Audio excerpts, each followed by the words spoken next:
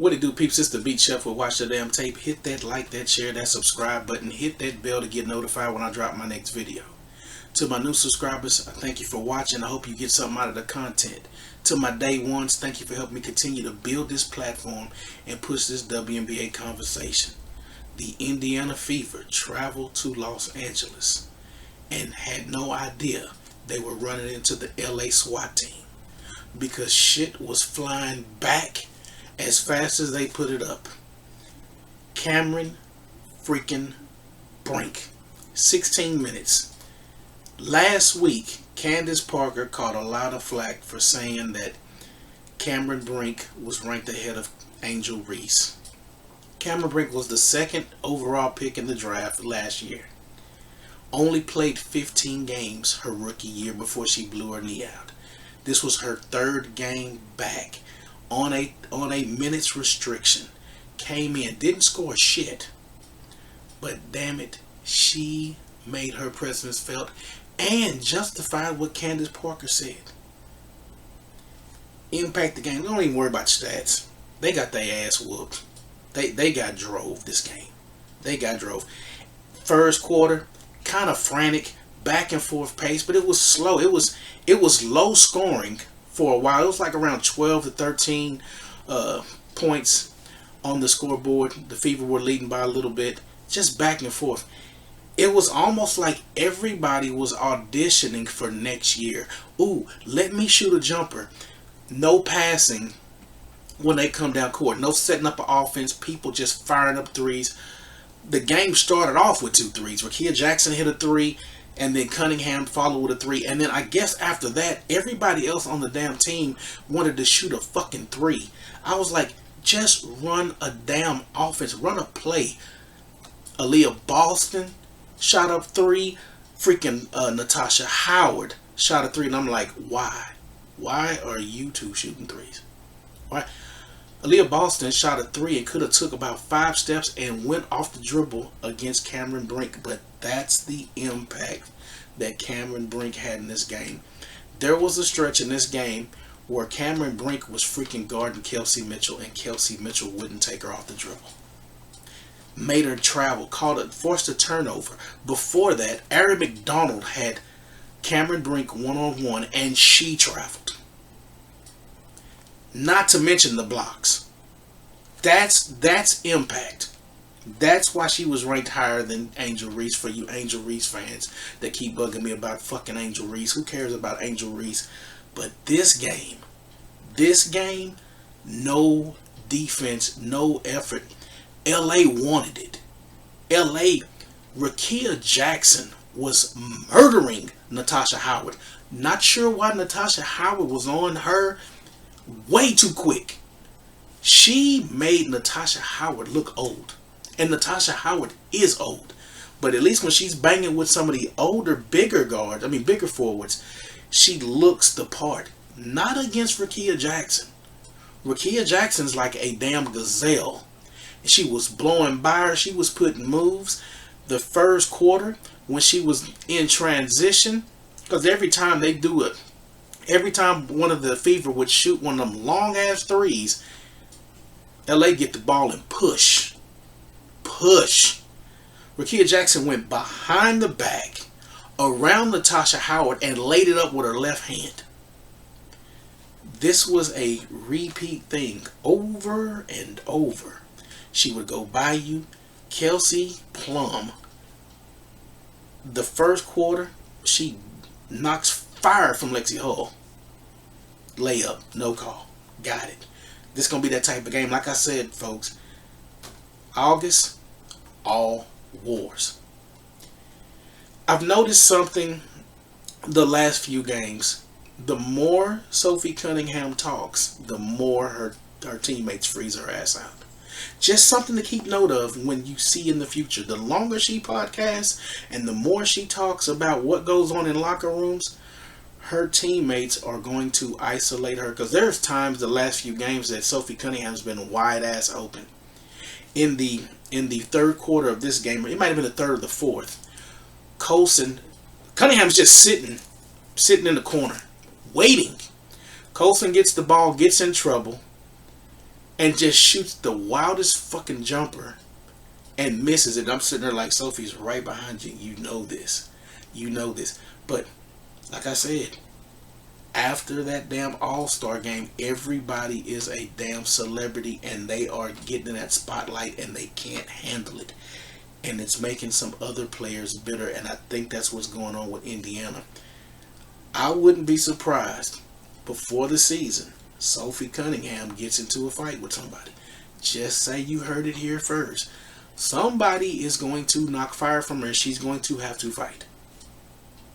You can't go on a podcast and broadcast team locker room business, and you do it the week you're going to play Phoenix on Friday after coming off of this loss. Now you're traveling to Phoenix and you mentioned DeWanna Bottom by name. They're going to be heated. That is going to be must-see TV. This game was horrible. This points in the paint. Normally, Indiana 38-40, 42. They got murdered.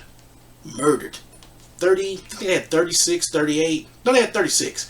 36 points in the paint, but they allowed the Sparks to just have their way. 48 points by the Sparks. The block, 7, got their shot blocked 7 times, and 5 of them by one woman who just came back, who'd been gone for over a year and some change. And she comes back and she's playing volleyball with these players. The block she did on Dantas was a deflator. The game was over. The minute you don't let Damaris Dantas, if I'm Stephanie White, the minute Dantas gets her shit blocked, I'm like, come here. Sit your ass down right here and don't say shit. Don't say nothing. Just sit here. Just be quiet and eat some snacks with Caitlin. Don't say nothing. Just be quiet. You done went on national TV and you done got your ass double stuffed Oreo'd by Cameron Brink. And she done jumped off 2 legs. Damn near touched the bottom of the backboard. I agree with Shaq. If they lower that damn rim, it is a wrap. This league would take off. Because if she can jump that high and block a shot, she damn sure can dunk. And I know for a fact Ray Burrell can get up, because I saw her in Unrivaled get up, and she was cooking as well. No defense. They were whizzing around. They played way faster. They played with more intensity. They really wanted to beat the brakes off of Indiana. And at the beginning of the game, the broadcaster kind of said something that set the tone for the whole game. She mentioned something about like the intensity or something, and that's what it was. They came in intense. Half the time they were standing up. The bench was standing up during the game, and they were laughing and clowning. I mean, when Cameron Brink was blocking shots and when Kelsey Plum was whizzing through people. Kelsey Plum was playing with Kelsey Mitchell. Playing. Fourth quarter, just skipping through, skipped by Aaliyah Boston. Aaliyah Boston played small. I told you, Aaliyah Boston plays small when there's somebody on the court that is the same size as her. She wanted no parts of Cameron Brink. It was almost like Aaliyah Boston thought she was back at South Carolina and this was Stanford they were playing. And she just shrunk. Azurá Stevenson, 6'6", Cameron Brink, 6'5". Aaliyah Boston wanted no parts of that. You gave up 2 25-point scores, a 19-point score, and a 16-point score. And they only got 10 points off their bench. 10 points. Fever didn't do nothing. Bench. Damaris Dantas had 2 points. Everybody else, Bibby. They've this 2 games in a row, they've shut Bibby out. Michaela Timpson got some scrap time, 4 minutes. Colson played way too much, didn't do anything. And Lexi Hull, I'm sorry, you don't get no pass for defense on this one because you wasn't playing none. They was cooking your ass. You were getting ran through, ran by, jump shotted on, didn't even know you were on the court. made no impact. No impact. Natasha Howard, 32 minutes, 17 points. Another game where Natasha Howard is playing them heavy minutes. You gotta play Timpson. They needed a spark because they had no life in this game. Even though everybody was trying to shoot fucking threes. Everybody was shooting threes. 13 of 33, 36% from three, shot 44% from field.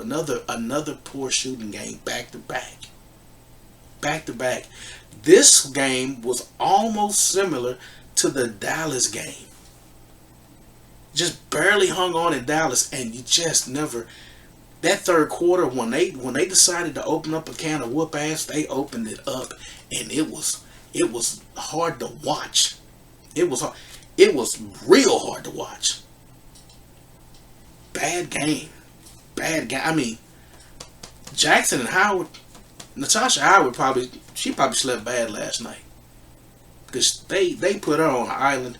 She was getting thoroughly roasted. I'm like, give Jackson a nudge or something, man. Send her a damn shot because, man, she's going in here and she's like animated because she's sitting there schooling you.